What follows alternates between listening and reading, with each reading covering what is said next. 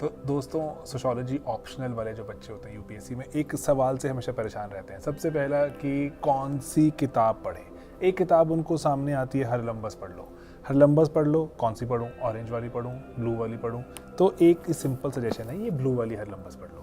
अगर इसमें भी दिक्कत है कि कौन से चैप्टर पढूं, वो मैं इस वीडियो के थ्रू आपको बताऊंगा कि कौन से चैप्टर्स हमें पढ़ने ही पढ़ने हैं। बाकी पढ़ लो, मज़ा आएगा, लेकिन ये तो पढ़ने ही पढ़ने हैं। अब ज़रा यहाँ फोकस करते हैं।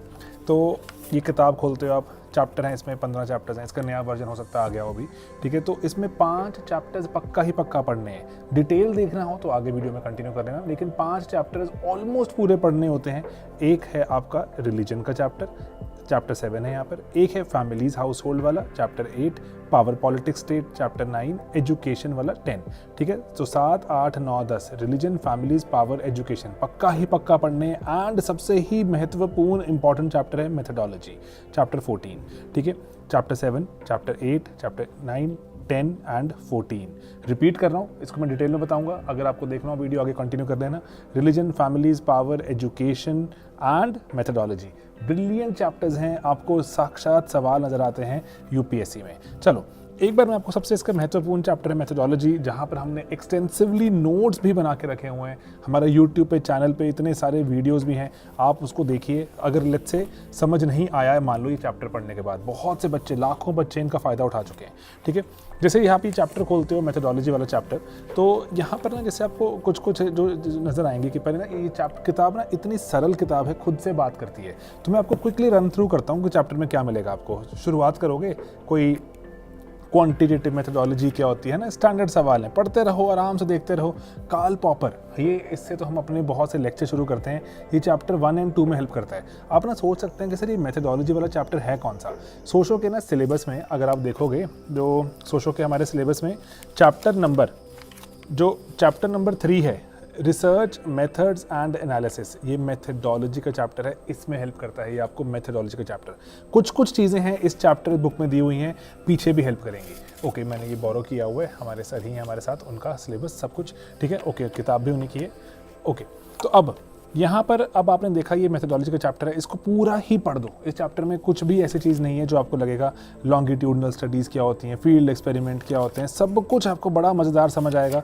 कौन से थिंकर ने, इवन की जो डर्कहाइम का चैप्टर है, आपको थिंकर्स में देखना होता है, उस पर एक पर्सपेक्टिव है कि डर्कहाइम की स्टडी इनकम्प्लीट है, एक्स्ट्रा ज्ञान भी मिलता रहेगा, है ना। बच्चे परेशान रहते हैं, फिनोमेनोलॉजी क्या होती है, एथनोमेथोडोलॉजी, सब बताएगा ये चैप्टर आपको, ठीक है। एंड जो ये सब आप इसको देखते रहो, सुसाइड पे इतना ज़्यादा है, क्रिटिसिज्म ऑफ फिनोमेनोलॉजी, है ना। ये सब कुछ आपको एक एक चीज़ मिलेगी। क्वांटिटेटिव क्वालिटेटिव मेथडोलॉजी में जो फ़र्क होता है, और critical social science, feminist method क्या होते हैं, एक एक चीज़। पोस्ट मॉडर्निज्म, बच्चे परेशान, यूपीएससी सवाल पूछ चुका है इस पर, है ना। तो ये एक एक चीज़, रिसर्च टॉपिक की चॉइस कैसे करें, ये सवाल इतनी बार पूछा जाता है।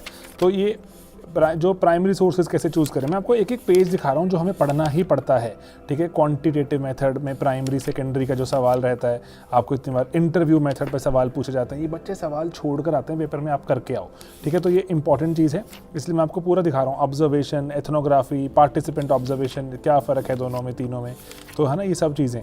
लॉन्गिट्यूडनल रिसर्च, यहाँ पे ना बहुत बढ़िया स्टडी आएगी वेंकटेश की, जो कि क्रिमिनल्स के ग्रुप के साथ बैठ के, खुद को जो माफिया के साथ बैठ के कुछ इमेजिन कर रहे थे, और बहुत सारी चीज़ें निकाल के लाए कि माफिया काम कैसे करता है, ठीक है। स्टडी की, लाइव डॉक्यूमेंट्स क्या होते हैं, है ना। ये सब पूरा का पूरा चैप्टर अगर आप देखो, लंबा चैप्टर है, और this is the longest chapter in the entire book, है ना। तो ये आप पढ़ोगे।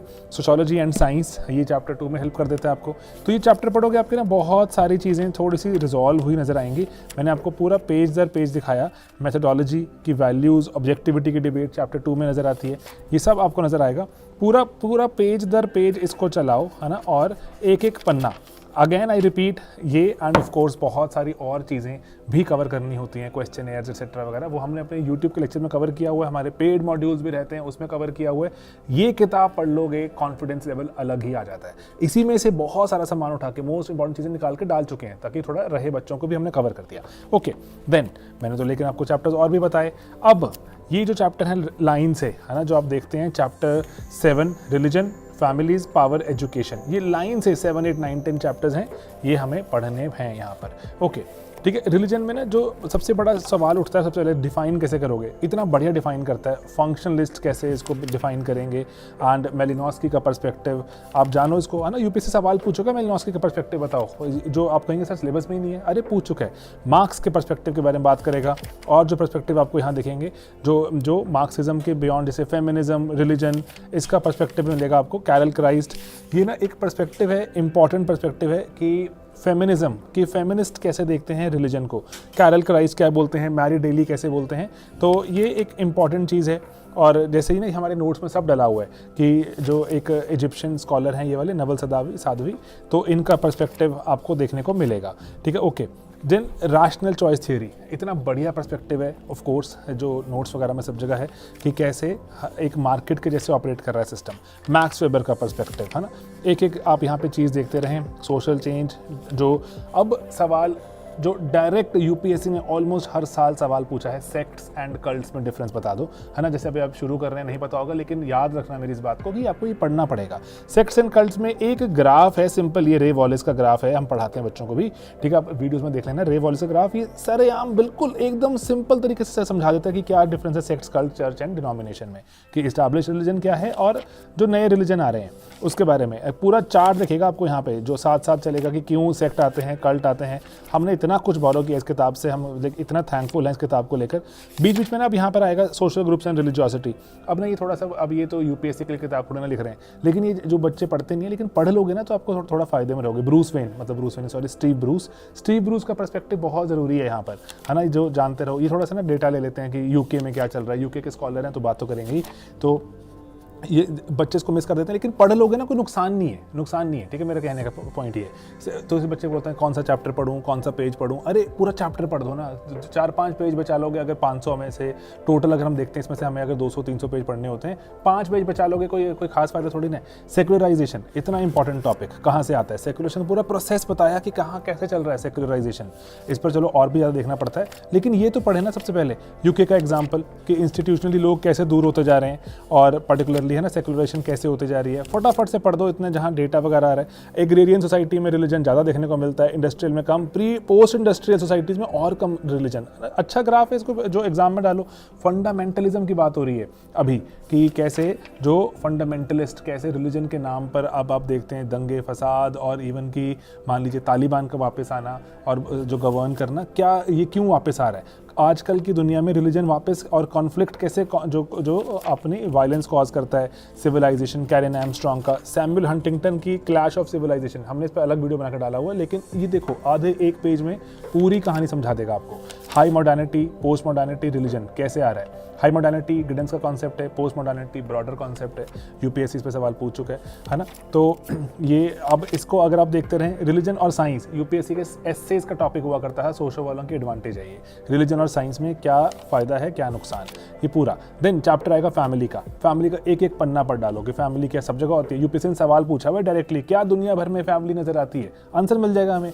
इंडिया की नायर्स का एग्जाम्पल है यहाँ पर, कैथलीन गफ का जो हमारा जो स्टडी है नायर्स की, कि किस तरह जैसे विजिटिंग हस्बैंड होते हैं। मैं आपको एक चीज़ दिखाता हूँ एक और, हमने जैसे हमारे सोशो के नोट्स भी हैं, मैं आपको वो दिखाना चाहता हूँ, मैंने यहाँ पे रखे हुए थे कि और भी तरह की फैमिलीज़ के बारे में बात की हुई है ना, डेफिनेटली कि जैसे जाम्बिया में फैमिलीज़ कैसे हैं ये वो, क्योंकि ये जो स्टैंडर्ड डेफिनेशन ऑफ फैमिली है उससे थोड़ा बियॉन्ड है ना। तो ये नोट्स वगैरह तो जैसे कोर्सेज में तो हम देते हैं, लेकिन वैसे भी मैंने देखा था नेट पे भी अवेलेबल हो गए हैं, बहुत लोगों ने शेयर कर दिए हैं, तो किसी का फ़ायदा हो रहा है तो कोई बुराई नहीं है उसमें, ठीक है। लेकिन ऑफ कोर्स पेड मॉड्यूल के पार्ट होते हैं, तो फैमिलीज़ के टाइप एटसेट्रा वगैरह, तो फंक्शनल एस्पेक्ट, ये ना कुछ सिलेबस के हिसाब से चीज़ों को फोकस पक्का रखना कि family, household, marriage types, lineage descent, patriarchy, contemporary.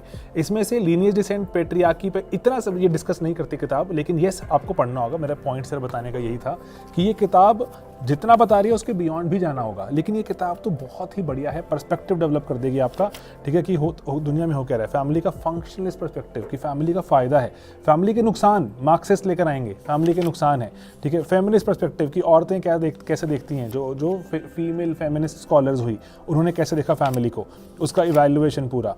Industrialisation, modernisation, ये सवाल यूपीएससी पूछते हैं कि क्या इंडस्ट्रीज़ के आने से, मॉडर्नाइजेशन आने से फैमिली खत्म हो जाएगी, है ना। पार्सन्स का पर्सपेक्टिव है इसमें, यंग का पर्सपेक्टिव है ना, माइकल यंग, पीटर विल्मेट का, ये हमारे नोट्स में सब डला हुआ है। मैं आपको चाहता हूँ बताना, यूट्यूब पर भी वीडियोज़ अवेलेबल है। नहीं अगर मान लो किताब समझ आए, वीडियो देख लेना।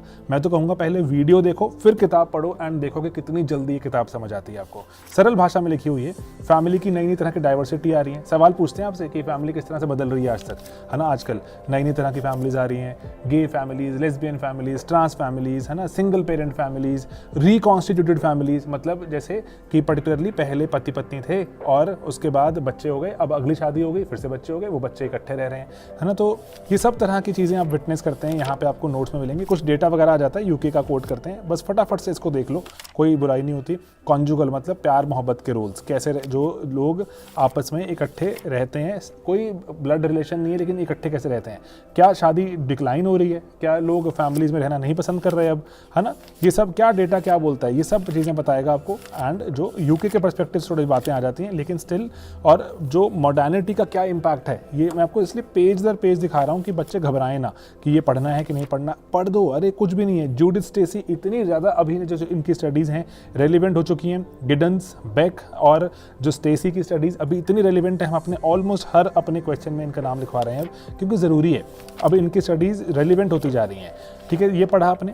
एंड इसके बाद आएगा पावर पॉलिटिक्स। ये चैप्टर लंबा है, इंपॉर्टेंट भी है, बच्चे छोड़ के जाते हैं। चैप्टर 7 होता है हमारे उसमें, पावर पॉलिटिक्स, है ना। तो लेकिन यहाँ से पढ़ो, पूरा समझ आएगा। अथॉरिटी क्या होती है, वेबर का पर्सपेक्टिव क्या होता है ना, और फंक्शनलिस्ट पर्सपेक्टिव क्या है, स्टेट मतलब सरकार कैसे पावर कैप्चर करती है, अपने पास बनाए रखती है, एलीट कैसे काम करते हैं।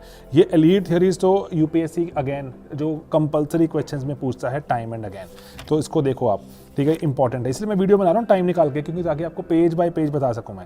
और मार्क्सिस्ट कैसे देखते हैं पावर को, पुलांजा का पर्सपेक्टिव आएगा, मिलीबैंड का पर्सपेक्टिव आएगा, ये जरूरी है जानने। एंजल्स, मार्क्स क्या कहते हैं इस पर, ठीक है। मिलीबैंड आ गया, देखो निकोस पुलांजा आ गए यहाँ पर, कि कैसे स्टेट ऑटोनोमस है या फिर स्टेट कैपिटलिस्ट की जेब में है, कैपिटलिस्ट की मुट्ठी में बंद है।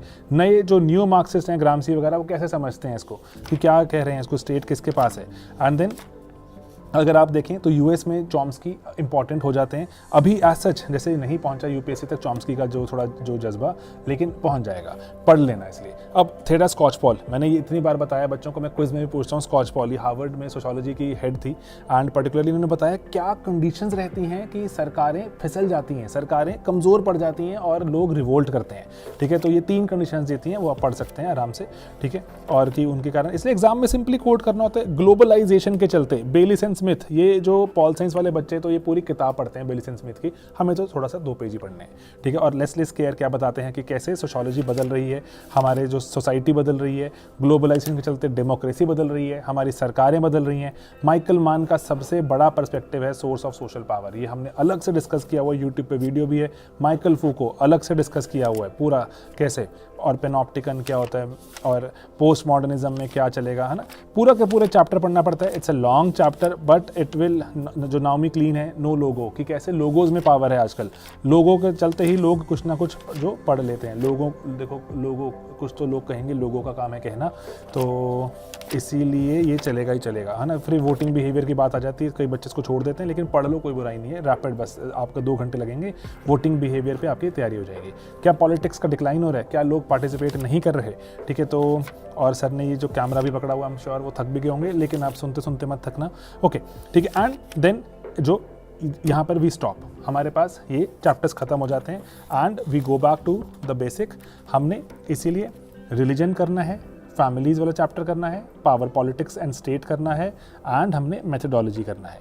ठीक है, एजुकेशन का चैप्टर भी येस आप देखें, पढ़ें, इसमें से इंपॉर्टेंट हो जाता है। लेकिन ये वाला जो चैप्टर है, पावर पॉलिटिक्स, स्टेट, मेथडोलॉजी, बहुत ज़्यादा इंपॉर्टेंट है, प्लीज़ मिस मत करना।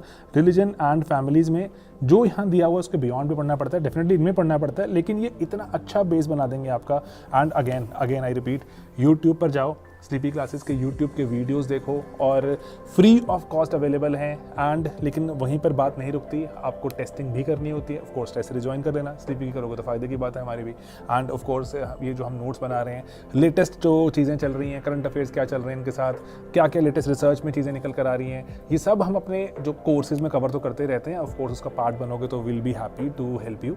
लेकिन ये किताब पढ़ लो, फ़ायदे में रहोगे और अंडरस्टैंडिंग सोशियोलॉजी की सॉलिड बन के आएगी। मुश्किल सवाल भी पूछेंगे अगर तो आपको आते होंगे। तो दोस्तों, अगर आपके और कोई सवाल हैं, जैसे और कोई पर्टिकुलर किसी चीज़ पे चाहते हैं आप डिस्कशन करना, तो प्लीज़ मुझे बताएं। मैंने आपको पेज दर पेज बताया है कि क्या पढ़ना है और क्या देखना है। इंपॉर्टेंट है, हमने भी पढ़ा, बच्चों को पढ़ा रहे हैं, आप भी पढ़ें, समझें एंड यूपीएससी में ले रैंक। ठीक है दोस्तों, चलिए मिलेंगे अपने अगले वीडियोज़ में। Bye bye, take care.